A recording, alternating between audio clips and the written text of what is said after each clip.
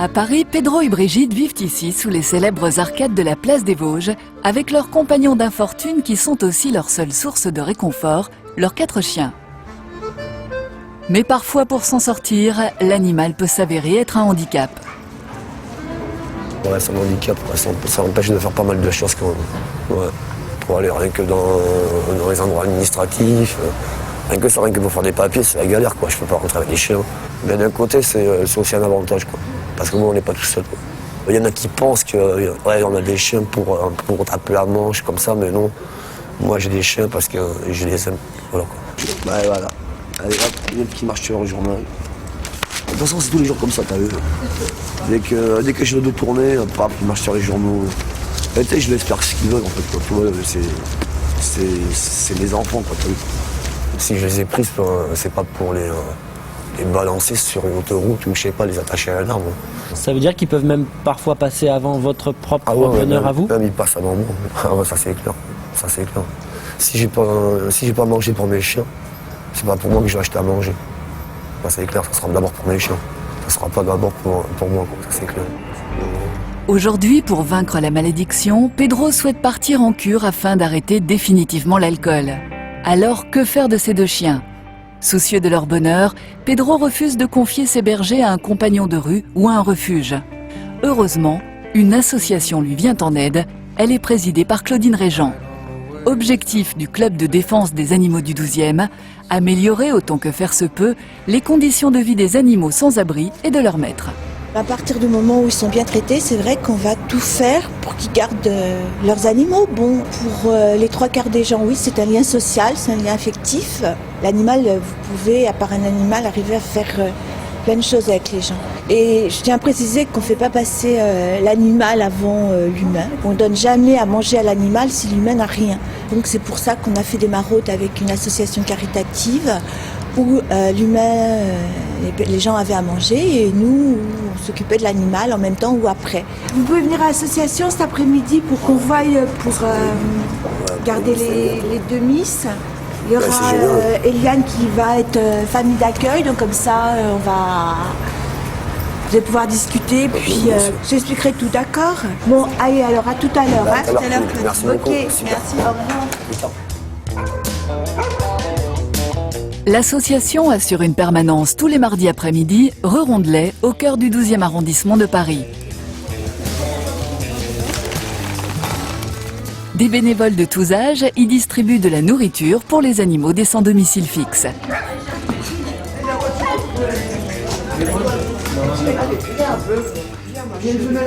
Claudine s'occupe quant à elle des problèmes administratifs et veille aussi à ce que tous les chiens soient vaccinés. C'est HPL et à la rage si c'est possible.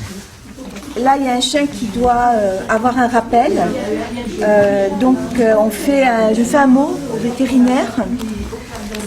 Donc il va prendre rendez-vous. Nous, on n'y va pas. Il va prendre rendez-vous avec le vétérinaire. Il va emmener son chien. L'association va participer à la moitié et lui à la moitié. C'est aussi une action de prévention, la vaccination? La vaccination, oui, surtout la rage actuellement avec ce qui s'est passé. Tous les chiens doivent être vaccinés. De toute façon, tous les chiens de l'association doivent être vaccinés, tatoués, enfin, etc. Donc ça, c'est automatique. J'ai 29 ans et je ne sais pas ce que j'ai envie de faire plus tard dans la vie, mais je veux rester avec mes chiens, avec mes bêtes, je les aime. Pour la nourriture, c'est tous les jours, quoi. Tous les jours, il faut qu'ils mangent, les chiens. Donc de venir ici, c'est devenu essentiel. C'est plutôt une bonne aide amicale. Enfin, ça réchauffe le cœur d'avoir des gens comme ça autour de soi. C'est une deuxième famille. C'est une deuxième famille. Claudine, pendant très longtemps, je l'ai appelée maman. C'était ma maman de la rue. Certains cas suivis par l'association sont plus déroutants que d'autres. Max est roumain, il parle 3 langues et a fait 6 années d'études de droit dans son pays. Et pourtant, aujourd'hui à la rue, il travaille sur des chantiers. Et son employeur ne tolère plus son chien, Tex. Pour Max, qui n'a personne pour garder son compagnon, c'est un cruel dilemme. Je peux pas abandonner mon chien.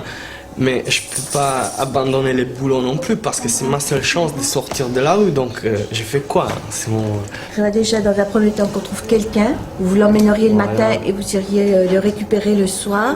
C'est très difficile parce que bon, il n'arrive pas à trouver d'appartement parce qu'il a un chien. Et quand on est dans la rue, on ne peut pas confier son chien à n'importe qui. Donc l'association va essayer de trouver une solution par rapport au chien.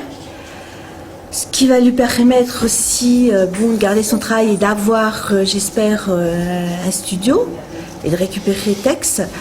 Mais c'est très complexe, c'est très difficile parce qu'il faut qu'on trouve quelqu'un qui soit d'accord pour le garder en journée. Voilà. En fait, vous faites du cas par cas. C'est du cas par cas, tout à fait. C'est du cas par cas. Pour Pedro, c'est le moment de se séparer de ses amis. Il doit aujourd'hui confier Kaya et Nikita à l'association pour plusieurs mois. Il retrouve dans les locaux du club Eliane, l'ancienne présidente, qui s'est portée volontaire pour être famille d'accueil. Kaya, c'est bien. Oui. Ainsi aidé, Pedro reprend espoir en l'avenir. Voilà, merci beaucoup. Là, je vois que c'est une des dernières chances. J'ai 30 ans, j'ai déjà 10 ans dans la rue, mais là, j'ai envie de m'en sortir et je pense qu'avec cette association, je peux m'en sortir. Déjà par rapport à mes chiens. Déjà, je n'aurais pas ce problème-là. Et moi, je veux pas que mes chiens ils soient à la SPA ou qu'ils soient. Je veux pas qu'ils soient chez madame, avec l'association, que dans un chenil. C'est une bénédiction d'avoir cette chance-là. Pour vous, c'est le seul moyen que cette cure fonctionne, c'est de savoir que vos chiens sont bien quelque part. Tout à fait. Ouais, voilà. Ouais. Pour moi, c'est le principal. Ah, ça, c'est clair. Je ne ferai pas ma cure, je ne ferai rien. On se revoit dans 2 mois, t'inquiète pas, tout ira bien. Bien évidemment, l'association prend en charge tous les frais que nécessite la garde des animaux des SDF. Toutefois, elle manque cruellement de nouvelles familles d'accueil. Alors si le cœur vous en dit, vous pouvez vous porter candidat. Tous les renseignements sur notre site internet france2.fr. Sachez qu'il existe à Paris une péniche financée par la Fondation 30 millions d'amis et les œuvres hospitalières de l'Ordre de Malte qui accueillent les SDF accompagnés de leurs chiens. Alors si vous rencontrez un SDF qui ne sait pas où dormir avec son compagnon, appelez le 115. Il pourra ainsi être dirigé vers le Fleuron où l'attend une cabine pour la nuit, un repas chaud et une gamelle pour son chien.